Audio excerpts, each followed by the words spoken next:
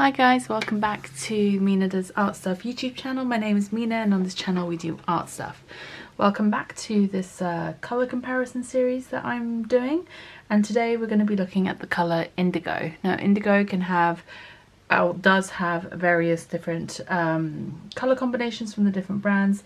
The original Indigo pigment is PB66 I believe, and it's not considered to be a light fast pigment, so many brands create their own variation of it using a mixture of pigments. And so we're going to take a look at some of those today, and I'm gonna, once we've done all the swatching at the end, once everything's dried, I'm going to go through it all and discuss which ones I like the best and why and all of that, same as I've done in other videos. I will have links as much as possible to all the different paints below. Some of these may be affiliate links, and all that means is I get a small commission if you purchase using one of these links. It does not cost you a penny more, but does help me out, and I always appreciate it when you guys use them. Other than that, the only other thing to mention is I'm using Arches 100% cotton, 140-pound cold pressed paper, and my Da Vinci Coloneo size 8 round brush, and I'll also have these linked below as well. This time I've decided to try taping the swatch cards to a backing board just to avoid making too much of a mess on my table. And yeah, so let's just start with it. We're starting with the core Indigo, which I have here.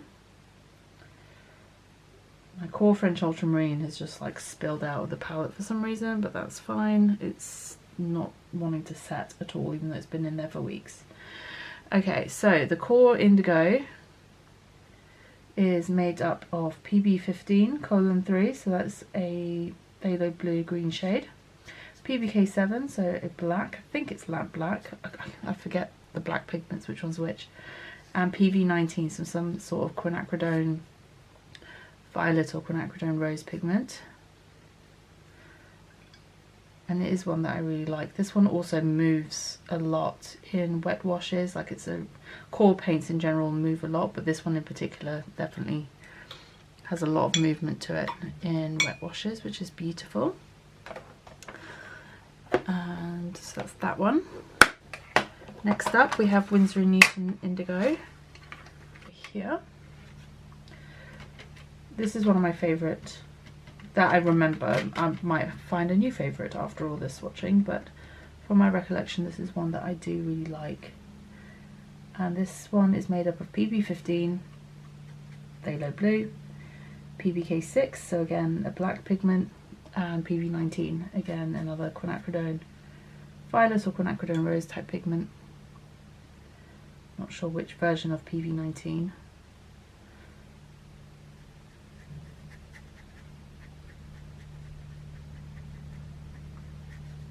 You can see in the wash this one is definitely brighter, at least while wet, than the core version. Next up we have Da Vinci's Indigo.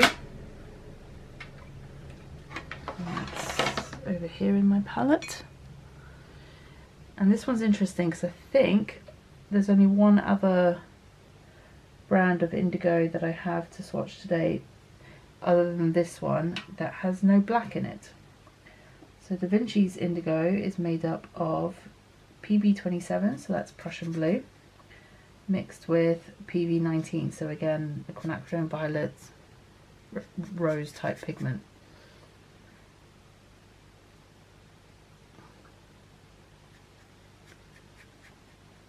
So I quite like this because it doesn't have that black pigment in it.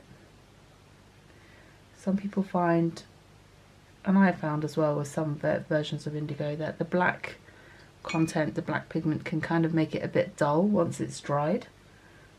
So it'll be interesting to see how this one looks compared to the others. Next up we have Schmincke's Indigo, which is our other Indigo that doesn't have black in it. This is the original Indigo pigment, which is PB66 mixed with PB15:1, so it's the original Indigo pigment with phthalo blue.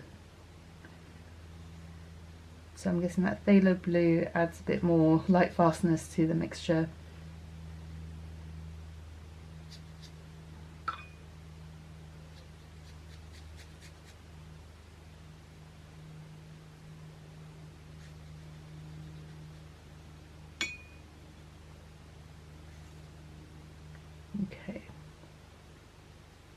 So again, very different to the, in my opinion anyway, at least in the initial wet swatch rather, than the Da Vinci. The Da Vinci one's a lot more green leaning compared to the Schminke one. Yeah, that kind of comes across on camera. But the Schminke one definitely seems, at the moment anyway, to be a bit darker in the mass tone. So we'll see how those dry. Next up we have the Roman Schmall Indigo Hue, which I think is this one. Yep. Their indigo is a mixture of two pigments only. It's PB60, which is Indian Throne Blue, mixed with PBK7, so black.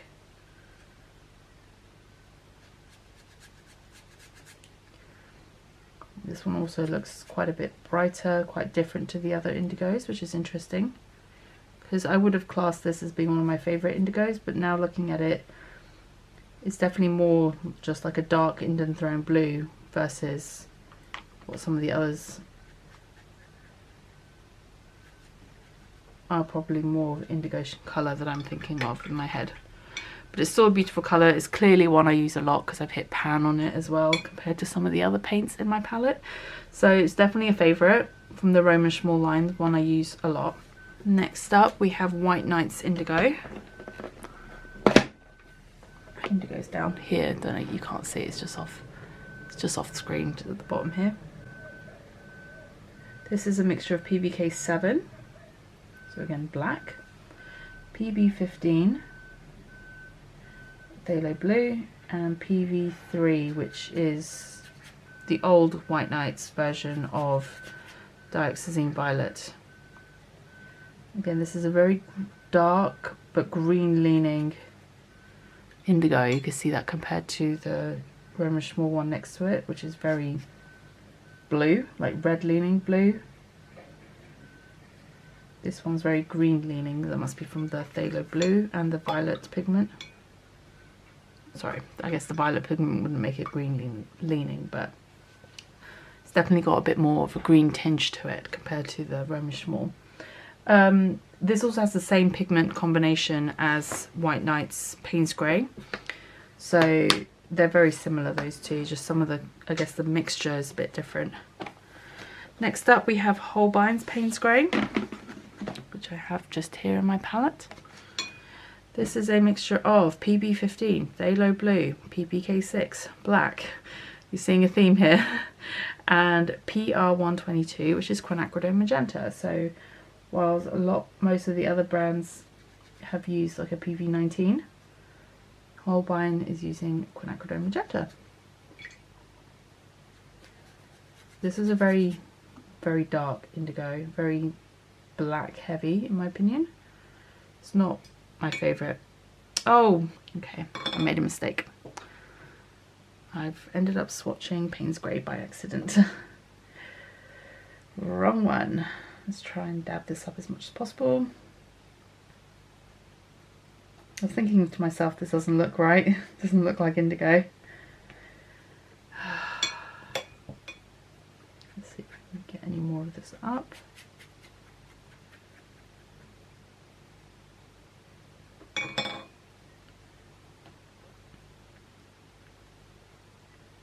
Okay, not perfect, but not bad. Close enough. Okay. Holbein's Indigo is, yeah, this one. My bad. That was completely my mistake. So again, PB15, Phthalo Blue, PBK6, black, and PR122, quinacridone magenta.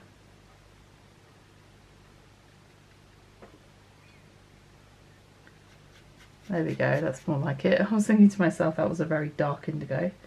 It's because it wasn't indigo. Okie dokie, there we go.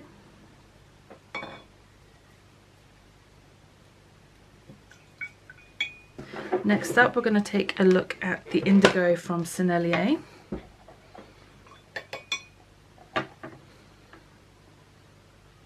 That's down here.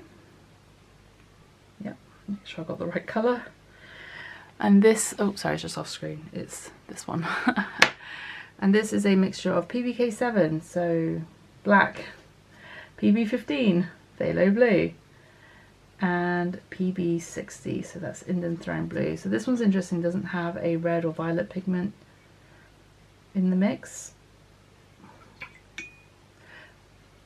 This is definitely one of my favourite versions of Indigo. I also really like Sennelier's Indian Throne Blue. I don't have it at the moment, but I used to have it, and it's definitely one I enjoyed the shade of.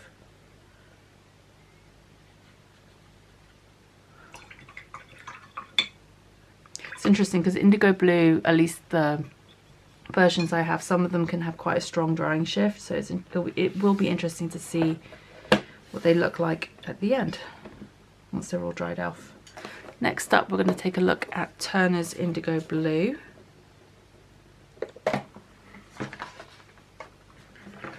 Which, if I'm not mistaken,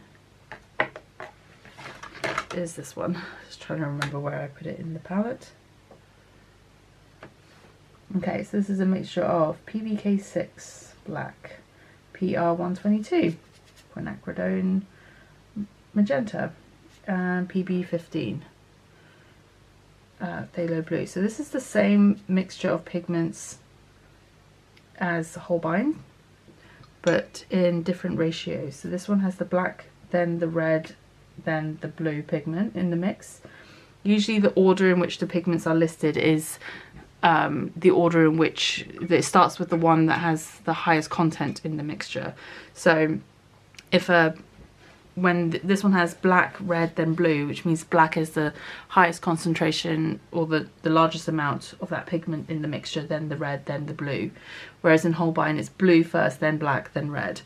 So same pigments, just in different ratios, give very different results. Not sure how well you can see on camera. The difference doesn't show up as much on camera, but in real life the Holbein one looks very green compared to the Turner. Okay.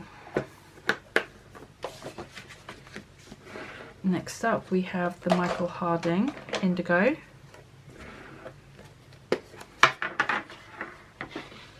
This is a mixture of PBK6 black, PB15:3, phthalo blue green shade specifically, and PV19. So again, that quinacridone violet rose type pigment. Again, this is more of that green leaning indigo that we've seen from some of the other brands.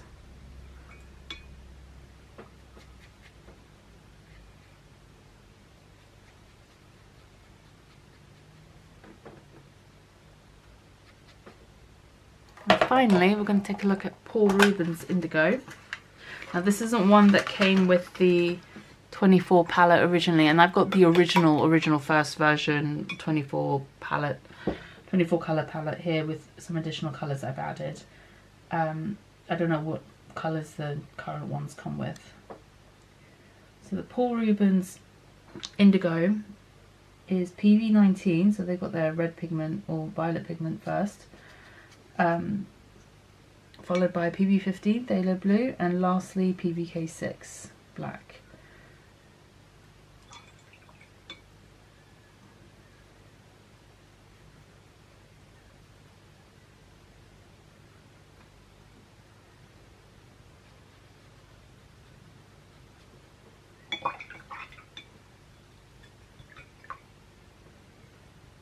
Okay, so that's where we're at so far. Set these aside to dry. Some of those top ones have started drying already, and these ones are still quite wet. Indigo is one of those colours that has quite a drying shift between wet to dry.